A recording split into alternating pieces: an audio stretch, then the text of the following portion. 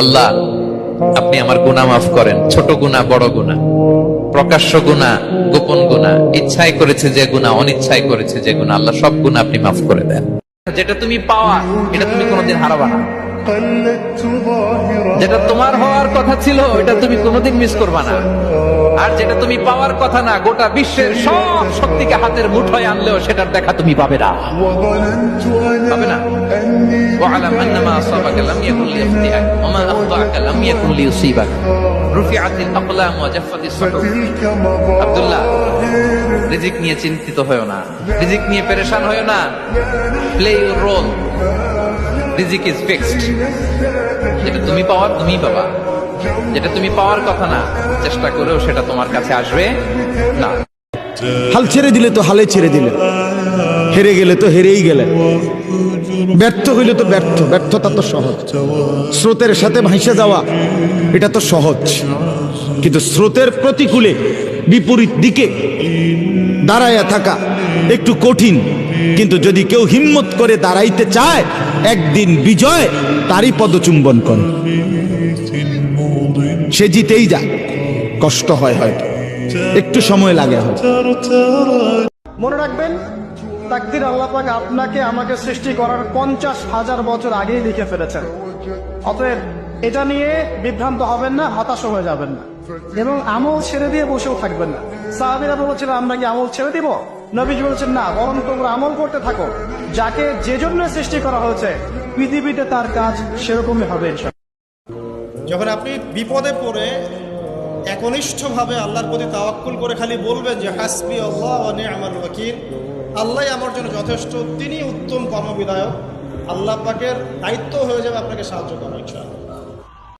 আল্লাহ আপনি আমার ধৈর্য বাড়ায় দেন, ওয়াজআলনি শাকুরা, আপনি আমার শুকর গুজার বানান,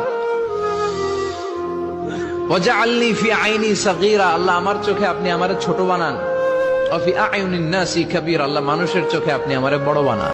একটা মানুষের দায়িত্ব নেয়া, তার অভিভাবক হওয়া, তার সাথে জীবনের সুখ দুঃখ হাসি কান্নাকে ভাগাভাগি করে নেয়, তার সাথে জীবনের উদ্দেশ্য ফিক্স করা, কষ্ট করে হলেও সবর করে হলেও সুখে দুঃখে পাশে থাকা, তার দায়িত্ব নেয়া, রেসপন্সিবিলিটি নেয়া, তাকে খাওয়ানো, তার ভরণ পোষণ দেয়া। কেউ যদি আপনার স্ত্রীর দিকে খারাপ চোখে তাকায়, আপনি তার চোখটা পর্যন্ত তুলে ফেলবেন, এর নাম বিয়ে। আল্লাহ বলেছেন ফাইন্না মাল উসরি ইউসরা, কষ্টের পরেই আছে সুখ, কষ্টের পরেই আছে সুখ।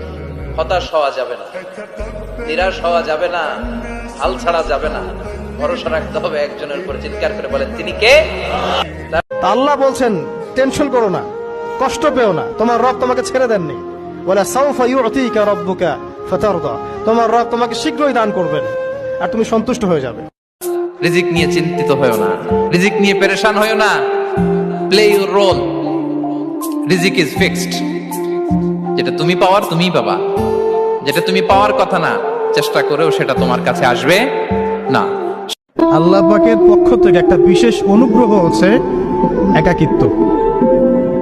মানে একাকিত্ব কেন নিয়ামত বললাম? কারণ একাকিত্ব মানুষকে আল্লাহ চিনিয়ে দেয়, গভীরভাবে ভাবায়, আল্লাহকে পাওয়ায়, আল্লাহর কাছে দোয়া করতে শেখায়, মানুষকে বোঝায় যে আল্লাহ ছাড়া কেউ নাই সাহায্য করা। মনের থেকে যদি আপনি সৎ হন, আল্লাহর কাছে আপনি সৎ হন, সারা দুনিয়া মিলে আপনার কোনো ক্ষতি করতে পারবে না।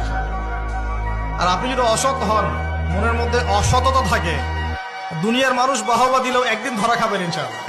বান্দা যখন ভুল বুঝতে পারে, মাথাটা নিচু করে চোখের পানি ছেড়ে বান্দা যখন কাঁদতে শুরু করে, এই দৃশ্যটা দেখলে আল্লাহ সহ্য করতে পারে, আল্লাহর রহমতের দরিয়ায় জোশ খেলে যায়, বান্দা যা চায় আল্লাহ তাই দিয়ে দেয়।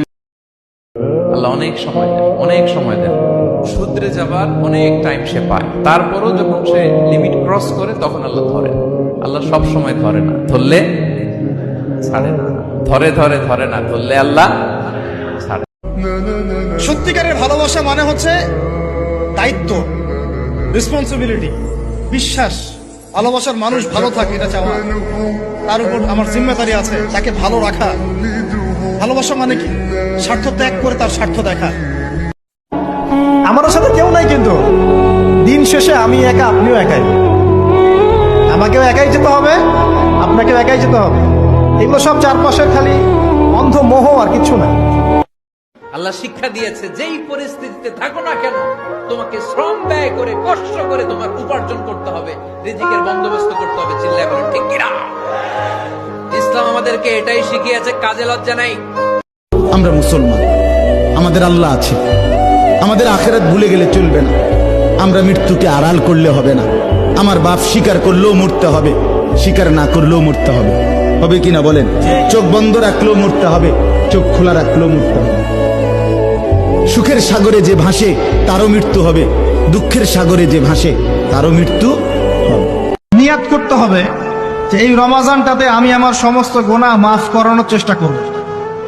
কারণ নবী সাল্লাল্লাহু আলাইহি ওয়াসাল্লাম বলেছেন, সেই ব্যক্তির জন্য ধ্বংস যে ব্যক্তি রমজান মাসকে পেয়েছে কিন্তু তার গুনাহ মাফ করাতে পারে না। চোখের পানি, মনের আবেগ যা আছে আপনার ভিতরে, কষ্ট, দুঃখ, যন্ত্রণা সব আল্লাহকে ঢেলে দিবেন। নিজের আবেগ ধরে রাখবেন এখানে, আপনি আল্লাহর জন্য ঢেলে দিবেন। মানুষকে আবেগ দেখে কি না? মানুষ আপনার চোখের পানির মর্ম বুঝবে? মানুষ কি মানুষের চোখের পানির মর্ম বুঝে?